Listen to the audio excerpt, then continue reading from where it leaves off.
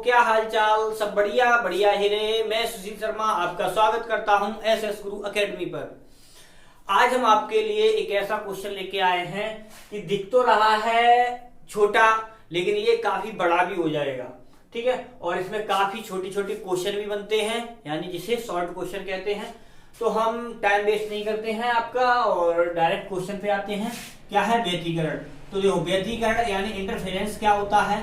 Interference जब किसी माध्यम में दो तरंगें जिनकी आवृत्ति, तरंगदैर्घ्य, वेग और संचरण की दिशा समान होती है तो माध्यम के कुछ बिंदुओं पर तीव्रता क्या हो जाती है, मैक्सिमम हो जाती है। तीव्रता कैसी हो जाएगी? मैक्सिमम हो जाएगी। और कुछ पर तीव्रता क्या हो जाती है? मिनिमम हो जाती है, बहुत ही कम हो जाती है, लगभग शून्य के बराबर हो जाती है। तो ये घटना होती है, वो कहलाती है आपकी क्या?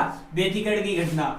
अगर व्यतिकरण की बात की जाए तो व्यतिकरण दो टाइप का होता है। यहाँ पर आपका एक है संपोषी व्यतिकरण और एक होता है आपका विनाशी व्यतिकरण। संपोषी व्यतिकरण में क्या होता है, जहां पर तीव्रता है मैक्सिमम हो जाती है, वहां पर कोई भी पॉइंट होता है वो चमकने लगता है, बहुत बिल्कुल साफ दिखाई देता है।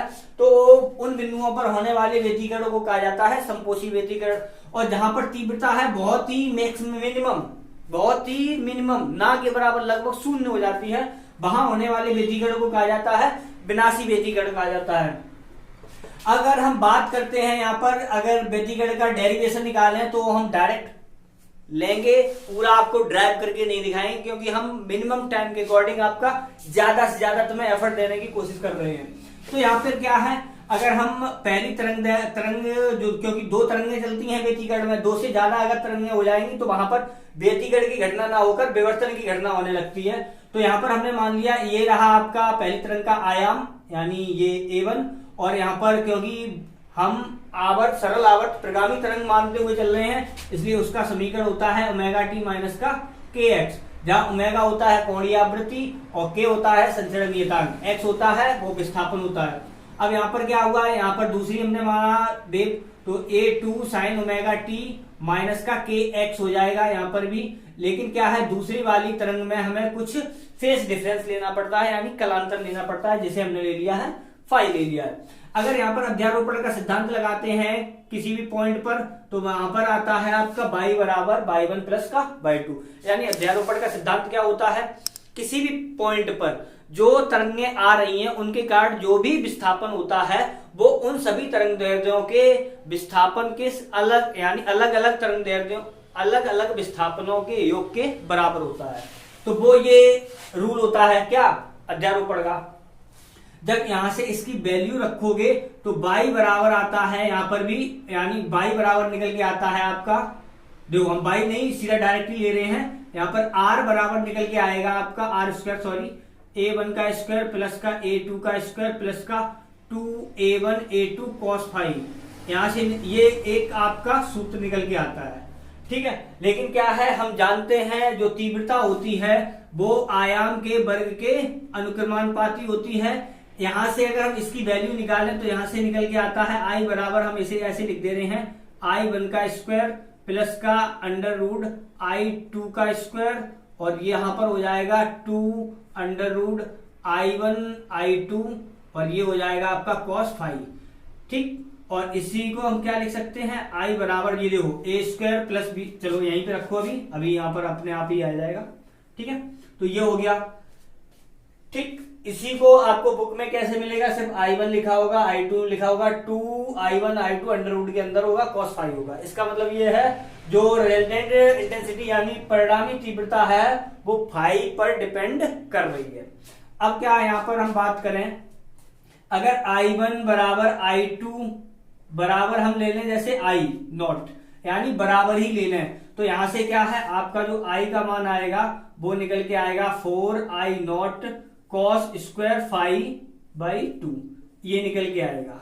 ठीक, फिर क्या है, अगर सपोज करो अगर हमारा जो फाई है, कलांतर है, वो ये समय के सापेक्ष अभी स्थिर है, नहीं बदल रहा है ज्यादा, लेकिन क्या सॉरी क्या है, फाई टाइम के अकॉर्डिंग बदले, फाई टाइम के अकॉर्डिंग बदले, तो वहां पर क्या है, आई का जो मान निकल के आएगा वो आपका निकल के आएगा 2I नॉट। क्यों? क्योंकि यहाँ पर जब टाइम के अकॉर्डिंग फाई का मान बदलता है तो cos स्क्वायर 5/2 का जो मान आता है वो औसत मान लिया जाता है, जिसे बोला जाता है 1/2 यानी 1/2। तो यहां से ये निकल के आता है। तो ये हुआ। अब हम बात करते हैं यहाँ पर समपोषी व्यतिकरण के लिए और विनाशी व्यतिकरण की बात करते हैं। तो जो समपोषी व्यतिकरण में मैंने बताया था तीव्रता होती है मैक्सिमम, और यहाँ पर पथांतर की बात की जाए किसमें, समपोषी व्यतिकरण में, तो पथांतर होता है वो आपका निकलता है m लैम्डा के रूप में, और m बराबर 0, 1, 2 डैश ये ले सकते हैं। ठीक, अब यहाँ पर हम बात करते हैं कलांतर की, यानी अब आ गया आपका फाई का मान। तो फाई का जो मान होता है वो आता है आपका, यहाँ पर जो फाई का मान आता है 2m पाई के रूप में आता है। ठीक है, यहाँ से। और वैसे भी फाई का मान हम यहाँ पर लेते हैं, फाई का मान समपोषी व्यतिकरण के लिया जाता है प्लस का 1। जब प्लस का 1 लोगे तो यहाँ से आप रख सकते हो यहाँ से। ठीक है, और m बराबर ये चल ही रहा है 0 ये। ठीक है, तो यहाँ से जब रखोगे तो ये यहाँ से वैल्यू निकल के आती है। तो हम डायरेक्ट लिख रहे हैं जो i का मान निकल के आएगा वो आपका निकल के आएगा i1 प्लस का i2 का ये आ जाएगा होल स्क्वायर। ठीक है, किसका मान आएगा यहाँ पर, अब देखो यहाँ पर अंडर रूट वाले का बनेगा, तो ये रहा आपका अंडर रूट में ये बन जाएगा। और यहाँ पर आयाम की बात की जाएगी तो आयाम आएगा a1 प्लस a2 का होल स्क्वायर आएगा। और अब बात करते हैं विनाशी व्यतिकरण के लिए। तो विनाशी व्यतिकरण के लिए पथांतर होता है वो होता है आपका 2m-1 λ/2 होता है। ठीक है, यहाँ पर लैम और यहाँ पर m बराबर आपका लिया जाएगा 1, 2 डैश 1 से स्टार्ट होगा, ये 0 से स्टार्ट होगा। ठीक है, अगर हम यहाँ पर प्लस का 1 लेके करें तो यहाँ पर हम 0 ले सकते हैं इसमें भी। तो यहाँ पर और कलांतर की बात की जाए, यानी यहाँ पर फाई का मान जो लिया जाएगा वो लिया जाएगा -1 स्टार्टिंग की जाती है यहाँ से, क्योंकि फाई का मान यहाँ से रखोगे तो वैसे यानी cos फाई का मान, cos फाई का मान। ठीक है, और यहाँ पर भी क्या है cos फाई का मान, ये जो मान लिया जाएगा वो cos फाई का लिया जाएगा। ठीक है, तो यहाँ से ये हुआ। तो यहाँ पर क्या है जो तीव्रता निकल के आती है, परिणामी तीव्रता वो निकल के आती है आपकी √i1 माइनस का √i2 का होल स्क्वायर निकल के आता है। और यहाँ पर आयाम की बात की जाए यानी r की बात की जाए तो यहाँ पर r का जो मान निकल के आएगा वो आएगा a1 डिफरेंस a2 का होल स्क्वायर निकल के आएगा। ठीक है, तो यहाँ से ये आपके निकल के आ जाएंगे यहाँ से। ठीक है, देखते हैं क्या यंग का व्यतिकरण प्रयोग। तो यंग ने क्या किया था अपने व्यतिकरण प्रयोग में, उन्होंने क्या किया था, एक पर्दा लिया था, यानी उसमें उन्होंने 3 पर्दे लिए थे। तो इन्होंने क्या किया, एक पर्दा लिया L, ठीक है, जिसके बीच में एक रेखा क्षेत्र था जिसे S मान ले रहे हैं यहाँ पर, और इसके आगे 2 पर्दे लिए और यहां से समान दूरी पर था, और जो S1 और S2 थे वो आपके यहां से बराबर दूरी पर थे, यानी S से यहां पर जो दूरियां थी वो बराबर दूरियां थी। ठीक है, तो यहां से और तीसरा पर्दा यहां पर लिया था जहां पर हमें, यानी ये था L, ये था M और ये था N। ठीक है, जैसे मान लिया। अब क्या हुआ, यहां से जब एक बड़ी प्रकाश चलता है तो यहां पर पहुंचता है, तो क्या है हाइगेंस नियम के अनुसार क्या होता है, ये जो पॉइंट होते हैं वो आपके क्या है, एक तरंग स्रोत का कार्य करने लगते हैं, यानी नए तरंग स्रोत का कार्य करते हैं, जिससे क्या होता है द्वितीयक तरंगिकाएं निकलती हैं। ठीक है, यहां से द्वितीयक तरंगिकाएं निकलती हैं। अब क्या है, यहां से इस प्रकार से चाप लगाए जाते हैं, यहां से और यहां से इस प्रकार से चाप लगाए जाते हैं। ठीक है, तो अब क्या यहाँ पर जो यंग का प्रयोग था, यंग का व्यतिकरण प्रयोग, तो यंग ने क्या बताया था, उन्होंने अपने प्रयोग में 3 पर्दे लिए थे L, M, N, और इसमें एक रेखा चित्र किया था S। ठीक है, और यहाँ से एक बड़ी प्रकाश डाला था, तो यहाँ पर पर्दे पर क्या होता है, यहाँ पर N वाले पर्दे पर एकांतर क्रम में दीप्त तथा अदीप्त पट्टियां दिखाई देती हैं, जिन्हें कहा जाता है फ्रिंज। क्या कहा जाता है, जिन्हें कहा जाता है फ्रिंज। यानी ये पट्टियां होती हैं इस प्रकार से दिखाई देती हैं।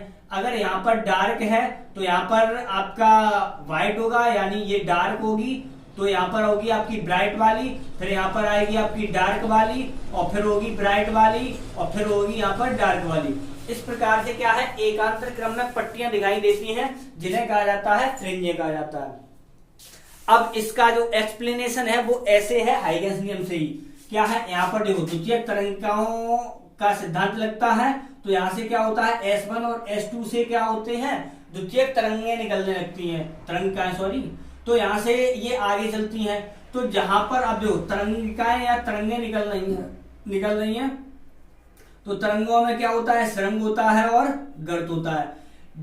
ये द्वितीयक तरंगिकाओं में जहां जहां सरंग मिलते हैं वहां पर तीव्रता हो जाती है मैक्सिमम, यानी दोनों तरंगों के या तो सरंग मिले या दोनों तरंगों के गर्त मिले, तो वहां पर जो पर्दे पर पॉइंट मिलता है वो हमें मिलता है ब्राइट वाला, यानी चमकता हुआ मिलता है। वहां पर तीव्रता होती है मैक्सिमम, अधिकतम होती है। और जो आयाम होगा वो आपका ये लिखा है, आयाम ये होगा।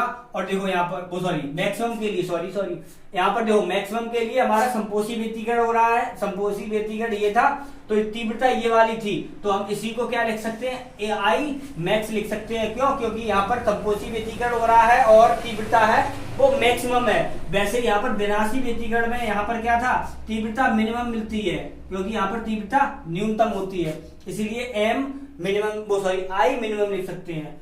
तो बिल्कुल वही, जहां पर दोनों तरंगिकाओं के सरंग या गर्त मिलते हैं वहां पर तीव्रता मैक्सिमम होती है, यानी संपोषी व्यतिकरण होता है। संपोषी व्यतिकरण होने पर क्या होगा, वहां पर उनके बीच जो कलांतर होगा तो 2m पाई के रूप में होगा, और तीव्रता होगी वहां मैक्सिमम होगी, आयाम भी अधिक होता है क्योंकि योग के बराबर है ये। ठीक, अब क्या है यहाँ पर, जहां पर एक तरंग का सरंग और दूसरी तरंग के गर्त मिलते हैं वहां पर क्या होता है, विनाशी व्यतिकरण होता है, वहां पर तीव्रता हो जाती है न्यूनतम हो जाती है, यानी वहां पर तीव्रता कैसी है, न्यूनतम यानी मिनिमम मिलती है, और आयाम भी होता है उन दोनों के डिफरेंस के बराबर मिलता है। तो इस प्रकार से यहाँ पर पर्दे पर एकांतर क्रम में पट्टियां दिखाई देने लगती हैं, जिन्हें हम क्या, फ्रिंजें कहते हैं। तो ये, और अगर इसका डायग्राम बनाना है तो डायग्राम आप देखेंगे, बुक से देख लेना या किसी से भी, वहां पर क्या है, देखो जो डायग्राम बनाओगे इनके व्यतिकरण प्रयोग का, तो वहां पर आपको चाप लगाने पड़ते हैं, और वो आपको प्रकार से लगा सकते हैं।